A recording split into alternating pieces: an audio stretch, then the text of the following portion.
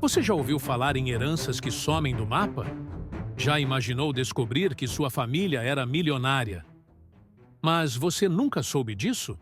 Ou pior, que alguém pode ter roubado esse destino bem debaixo do seu nariz, com a caneta de um cartório, um papel envelhecido e uma assinatura que nunca existiu? Essa história começa em São José do Rio Preto, interior de São Paulo. Uma cidade pacata, calorenta, onde todo mundo se conhece, ou, pelo menos, pensa que conhece. Lá morava Dona Alcina. 76 anos, voz firme, cabelinho branco sempre preso num coque, e aquele olhar de quem já viu de tudo nessa vida. Viúva há 20 anos, sem filhos vivos, mas dizia com orgulho que tinha uma neta que sumiu no mundo. Maria Eduarda. Se um dia ela voltar, quero deixar tudo para ela. Essa era a frase que repetia toda semana no mercadinho do bairro. O que ninguém sabia é que Dona Alcina era dona de 3 terrenos valiosíssimos na zona oeste da cidade, além de uma conta poupança antiga que rendia juros há mais de 30 anos. Tudo isso dava mais de 4 milhões de reais. Mas ninguém nunca viu essa tal da neta. Nem vizinhos, nem amigos, nem o padre. Era como um fantasma. Até que um dia, no final de 2022, uma mulher aparece num cartório da cidade com um envelope pardo nas mãos. Dentro, um testamento assinado por Dona Alcina em 2019. Tudo registrado. Tudo aparentemente legítimo. Nome da herdeira? Maria Eduarda da Silva Ferreira. Data de nascimento?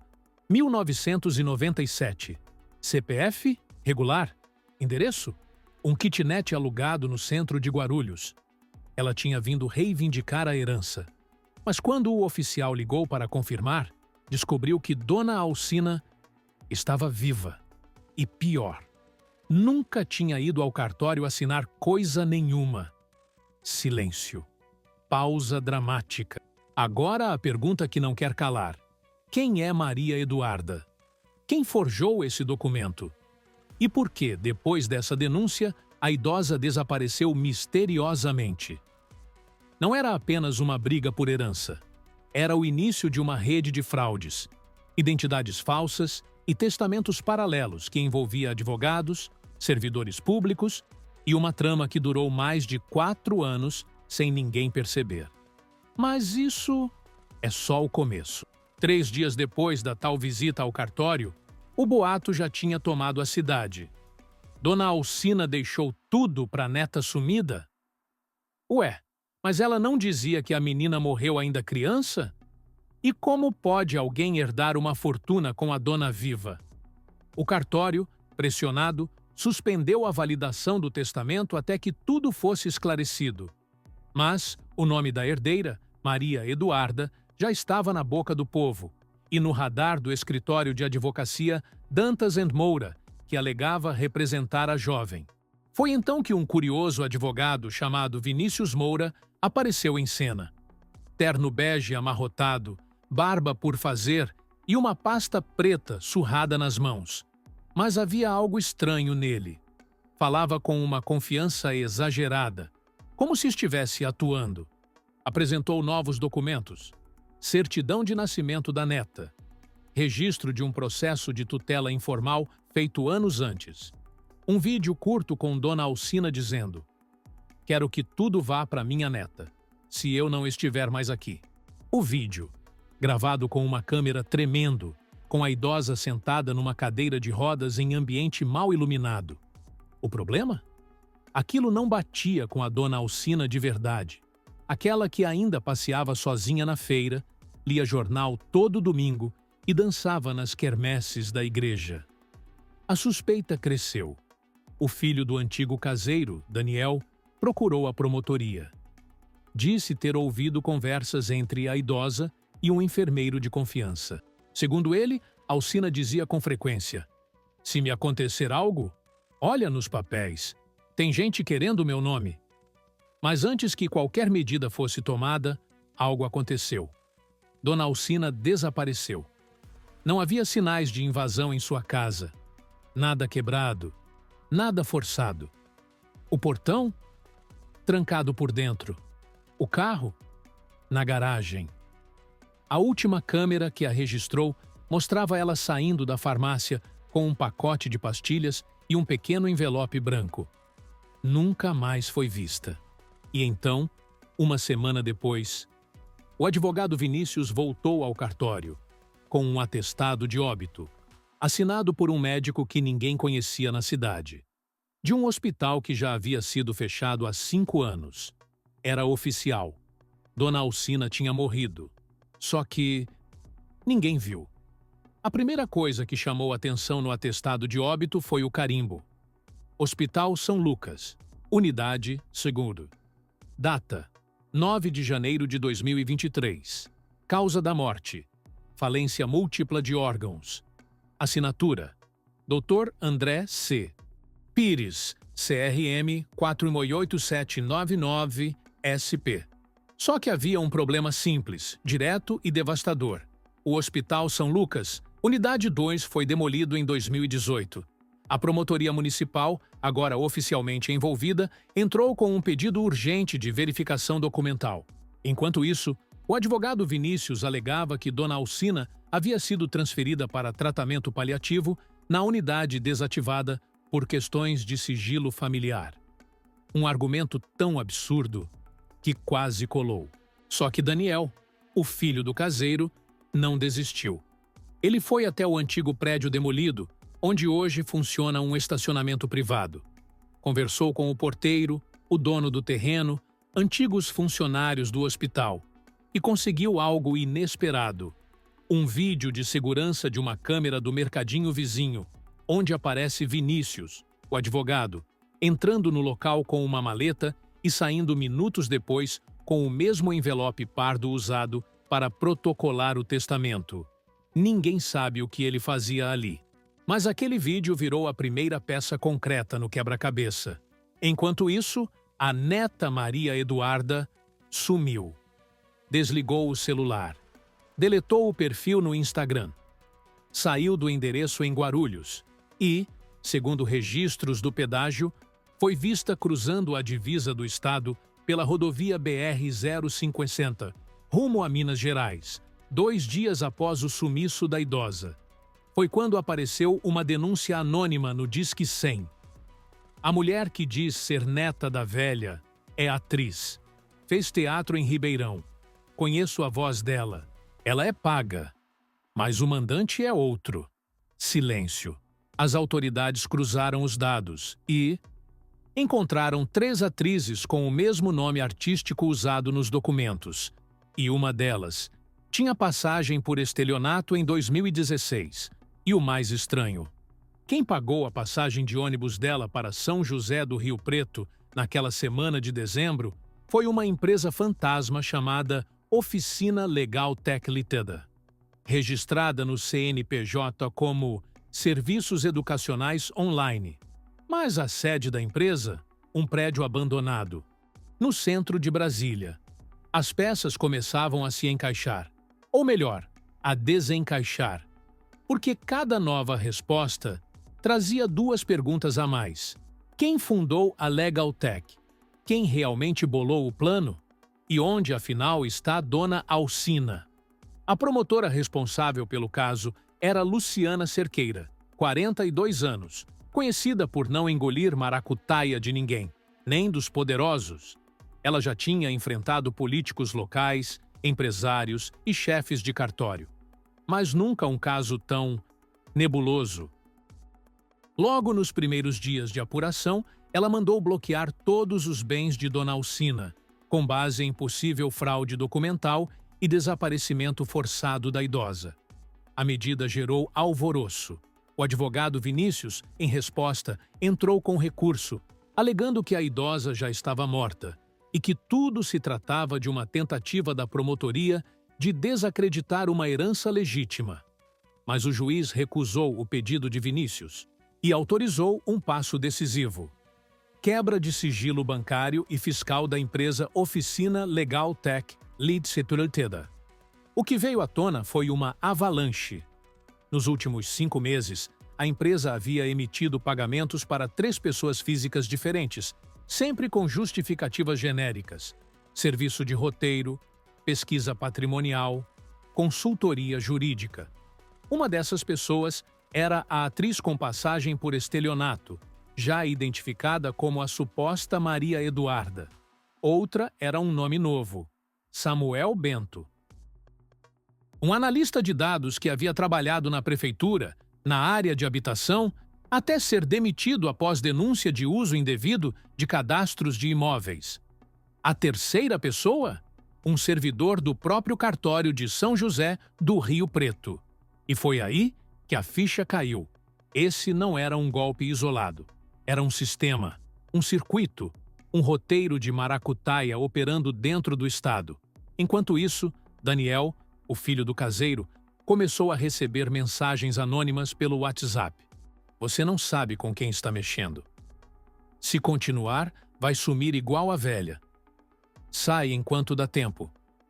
Ele não parou. Postou tudo nas redes. Fez vídeo. Marcou a promotora. E, de quebra, encontrou um caderno antigo no fundo de uma cômoda de madeira na casa de Dona Alcina. Capa preta, folhas amareladas, letra tremida. Era um diário. E ali, entre receitas caseiras e contas de luz anotadas à mão, havia uma frase escrita várias vezes, em várias páginas diferentes. Eu sinto que estão me observando. E em uma folha isolada. Se algo me acontecer, olhe o nome Samuel Bento. Pausa. Frio na espinha. A história deixava de ser só um golpe. Passava a ser uma ameaça real à vida de uma senhora indefesa. E talvez um assassinato premeditado.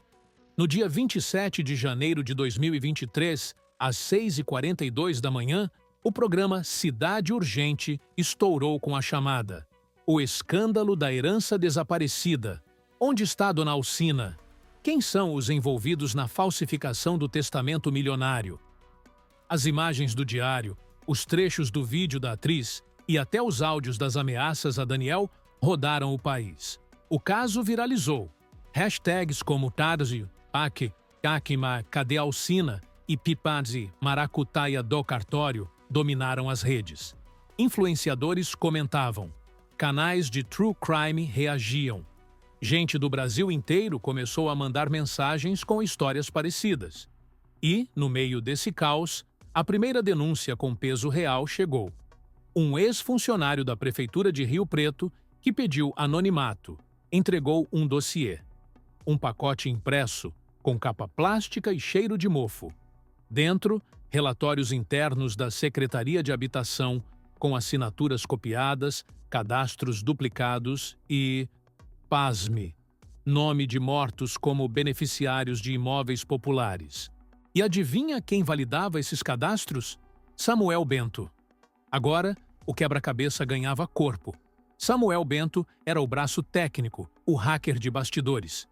Vinícius Moura, o advogado, era a voz jurídica, o articulador. A atriz, o rosto público para legitimar a mentira. E o servidor do cartório? A caneta que dava validade a tudo. Mas quem era o mandante? A promotora Luciana fez uma jogada ousada. Pediu o bloqueio das contas da empresa Oficina Legal Tech. E, em vez de buscar o dono formal da firma, ela seguiu o rastro dos pagamentos de aluguel da sede abandonada em Brasília. E então, lá estava ele. Carlos Eduardo Barbosa. Empresário. 49 anos. Nome limpo. Sem processos. Sem mídia. Mas ex-genro de Dona Alcina. Casado com a filha falecida da idosa nos anos 90, Carlos havia sumido da cidade há mais de 20 anos, depois de uma separação conturbada. Rumores diziam que ele havia sido expulso da família após tentar tomar posse de um terreno, o mesmo lote hoje avaliado em mais de R$1 milhão. Ele reaparecia agora, por trás da empresa, por trás dos pagamentos, por trás do plano. Mas havia algo ainda mais sinistro. No arquivo enviado pelo ex-funcionário da prefeitura, uma planilha mostrava 4 heranças com movimentações semelhantes nos últimos 3 anos. E em todas elas, Carlos Eduardo apareceu como sócio ou intermediário de empresas de fachada. era oficial. O caso Alcina não era um caso isolado, era parte de uma série, uma franquia de fraudes familiares. Só que agora, com o nome dele em evidência, Carlos Eduardo fez o que todo culpado tenta fazer. Sumiu. Celulares desligados, endereços vazios e uma última transação bancária, passagem só de ida para Assunção, no Paraguai. Daniel estava dormindo quando a primeira pedra quebrou a janela. Era 2h43 da manhã. Barulho seco. Estilhaços no chão. No meio dos cacos, um papel amassado, escrito à mão, com caneta vermelha. Último aviso. Cala a boca. A polícia foi chamada, mas nada foi encontrado. Sem impressões digitais, sem câmeras na rua, sem testemunhas. Mas Daniel sabia. Não era só uma ameaça. Era o começo do contra-ataque. Ele se mudou no mesmo dia para a casa de um amigo, no sítio do outro lado da cidade. E de lá, começou a organizar tudo. Separou pendrives, backups em nuvem, arquivos criptografados. Fez cópias do diário de Dona Alcina. Reuniu as conversas com a promotora Luciana e criou um perfil falso no Twitter, onde começou a vazar informações aos poucos, sempre assinando como Testemunha do Silêncio. As threads viralizaram. O caso ganhou atenção nacional, até que chegou nos olhos de alguém muito maior. Em Brasília, o jornalista investigativo Ítalo Brandão, âncora do canal independente Fio da Meada, resolveu cobrir o caso. Especialista em crimes estruturais, ele montou um dossiê em vídeo e publicou com o título Golpe por Procuração, a nova elite do estelionato no Brasil. O vídeo bateu 4 milhões de visualizações em uma semana. E com ele chegaram as denúncias. Muita gente. Gente simples. Gente endividada. Famílias destruídas. Todas com histórias semelhantes. Documentos falsificados. Testamentos registrados sem presença real. Heranças desviadas por intermediários que apareciam do nada. Empresas educacionais ou jurídicas com sedes vazias. E sempre um nome em comum aparecendo nos bastidores: Carlos Eduardo. Mas um detalhe novo surgiu. Uma mulher de Uberaba enviou uma mensagem direta para Daniel com uma foto. Esse homem tentou aplicar o golpe na minha tia em 2020, mas o nome dele era outro: Henrique Bressan. E no sistema da Polícia Federal havia um boletim de ocorrência de 2018 com esse nome: estelionato, falsidade ideológica, tentativa de falsificação de escritura. A foto? Era ele, Carlos Eduardo, Henrique Bressan. Talvez outros nomes mais.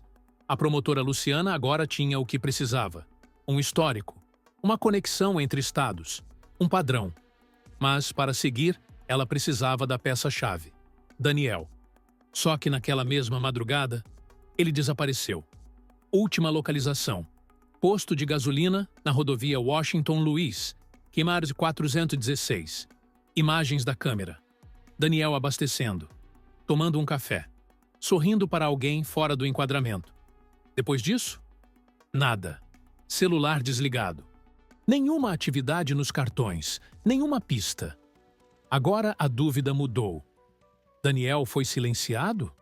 Ou desapareceu por conta própria, com medo de ser o próximo nome numa certidão falsa de óbito?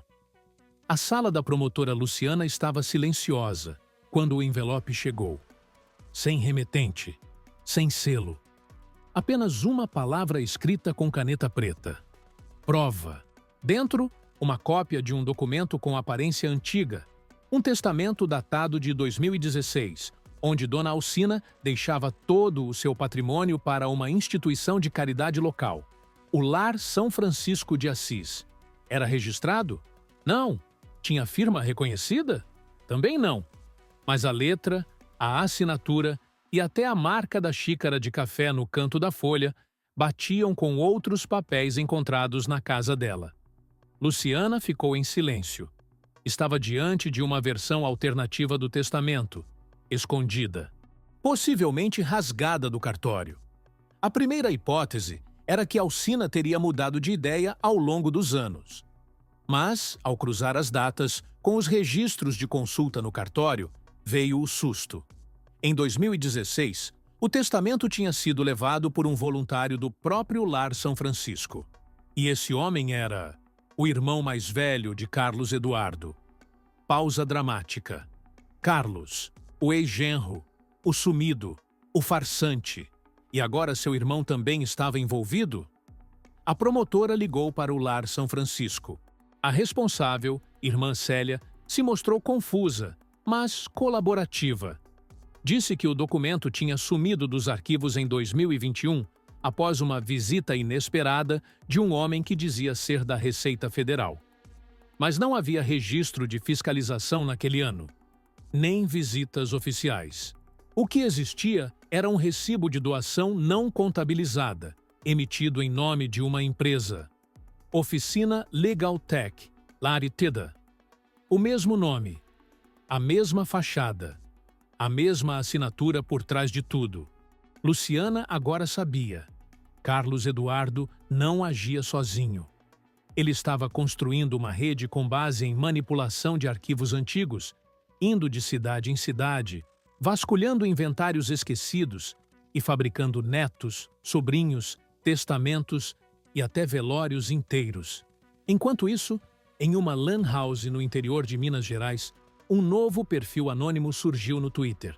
Ábrabo o Caseiro está vivo. Postou apenas uma frase. Vocês acham que eu sumi. Mas eu só fui buscar o que ela guardou no sítio. E uma foto em preto e branco. Dona Alcina, mais jovem, sorrindo ao lado de um cofre pequeno de ferro. O tweet explodiu. Milhares de comentários, notícias, nova onda de atenção. E uma pergunta. Daniel está vivo? E se está, o que ele descobriu? Na mesma noite, um carro foi incendiado na entrada da Promotoria de Justiça. Dentro, o que sobrou de um envelope carbonizado com a palavra inútil. A guerra agora era declarada. E Luciana estava na linha de frente. 4 dias após o tweet de O Caseiro está vivo, uma nova postagem apareceu. Vocês falaram muito da neta falsa, mas ninguém perguntou quem era a verdadeira. Anexado, uma certidão de nascimento. Nome, Isabela Ferreira de Alcântara. Filiação, Camila Alcântara. Falecida. Avó materna, Alcina dos Santos. Ferreira, data de nascimento, 2003. Registro, cidade de Poços de Caldas. A promotora Luciana conferiu a autenticidade. Era real. A verdadeira neta existia, mas estava fora do país desde 2015. Segundo registros da Polícia Federal, Isabela saiu do Brasil com o pai, Jonas, após a morte da mãe, filha única de Dona Alcina, num acidente de carro. Dona Alcina tentou contato, mas Jonas cortou tudo. Não quero minha filha nesse ambiente. Essa família não me quer bem. Vamos recomeçar longe. E recomeçaram. Foram para Portugal, depois Espanha, depois Itália. Isabela cresceu ouvindo histórias pela metade.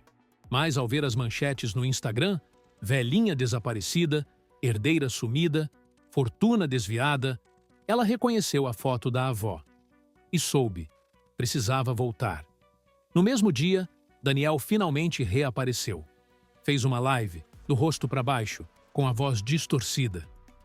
Me esconderam, me ameaçaram, me seguiram, mas não me silenciaram. Dona Alcina deixou pistas demais e deixou mais do que vocês imaginam. Tem alguém maior do que Carlos e essa pessoa está dentro do sistema. Na live, ele mostrou um recibo bancário de uma conta no exterior. Titular: Fundação Eterna. Vontade e data de transferência. 2 dias após o desaparecimento da idosa. Valor: R$700 mil. A origem? Uma venda secreta de um dos terrenos de Dona Alcina, feita com procuração falsa, assinada por um tabelião, aposentado há 3 anos. Daniel prometeu que traria o nome verdadeiro por trás da fundação na próxima live. Mas a live caiu. E a conta foi suspensa. A promotora Luciana agora sabia que a história envolvia uma rede interestadual de lavagem de heranças, um esquema de cartórios paralelos, uma empresa fantasma com ligação internacional.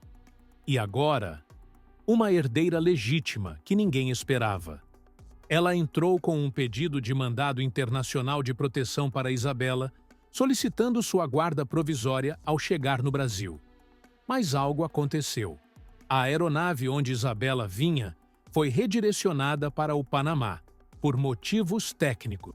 E, segundo o comandante da Polícia Federal, o nome dela havia sido colocado numa lista de alerta de segurança nacional. Quem colocou? Ninguém sabe. Mas alguém com poder suficiente para manipular sistemas de imigração e voos internacionais. Agora era guerra oficial. De um lado, a verdade. Do outro, uma rede invisível com braços longos e olhos em toda parte. 2 dias após o sumiço da Isabela em território panamenho, o Brasil acordou com uma bomba. No canal Fio da Meada, o jornalista Ítalo Brandão soltou um vídeo urgente. Recebemos com exclusividade a gravação original deixada por Dona Alcina em 2021, encontrada em um cofre lacrado no sítio onde ela passava férias, em Frutal, Minas Gerais. O vídeo tinha 8 minutos. Alcina aparecia séria, mas lúcida. Vestia roupa simples, cabelo preso, sentada numa cadeira de vime. Se você está vendo isso, é porque conseguiram me silenciar. Mas eu sabia que viriam. Sempre soube. Eu deixei sinais. Não confiem no Carlos. E cuidado com o Senhor Augusto. Augusto. Nome inédito até então. Mas não para Luciana. Augusto Barreto. 63 anos. Ex-presidente da Associação Nacional de Cartórios Privados. Atual conselheiro informal da Corregedoria de Justiça do Estado. Um homem respeitado. Intocável, de aparições discretas, mas com um dedo em todo o sistema cartorial brasileiro. E mais, padrinho de casamento de Carlos Eduardo, nos anos 90. O elo final. O arquiteto oculto. Luciana reuniu provas, solicitou escutas, acionou juízes federais e, discretamente, mobilizou a imprensa internacional. Mas antes que conseguisse protocolar o pedido de prisão, recebeu um envelope, preto, sem remetente. Dentro, uma foto de sua filha de 6 anos na escola. Atrás, escrito com marcador vermelho, com carinho, Senhor A. Na mesma hora, Luciana saiu do caso. Pediu afastamento, proteção policial e entregou tudo a um grupo de promotores federais independentes. Mas Daniel não parou. No Twitter, reapareceu com um novo perfil, A Último Testamento. Eu tenho a ata do cartório falso. Eu tenho as fotos do senhor A com o juiz da vara de família.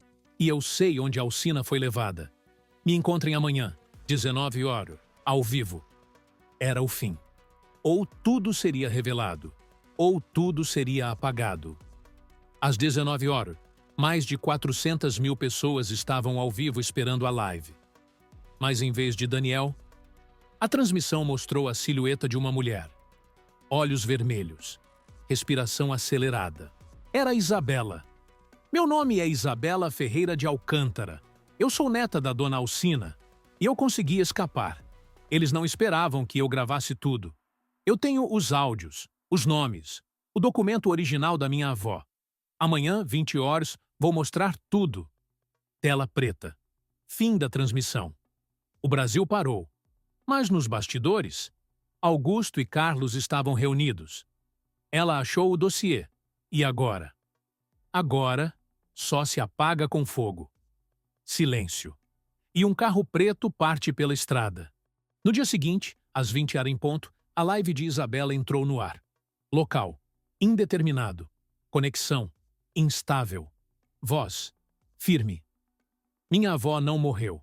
Ela foi sequestrada, sedada, forçada a assinar papéis e depois levada para um asilo clandestino no interior do Goiás. Ela está viva. Eu estive com ela.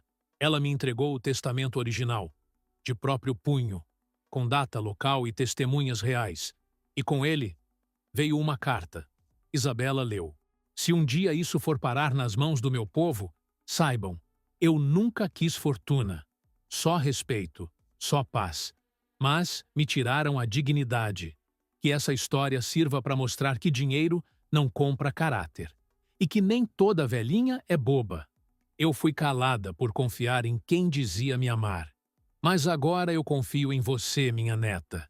Viva como se fosse livre, porque agora você é. Isabela então exibiu os áudios. Conversas entre Carlos e Augusto. Negociações com o cartório. Pagamentos a figurantes para forjar vídeos. Um diálogo onde Carlos diz: se a velha não morrer, a gente perde a série toda. Silêncio.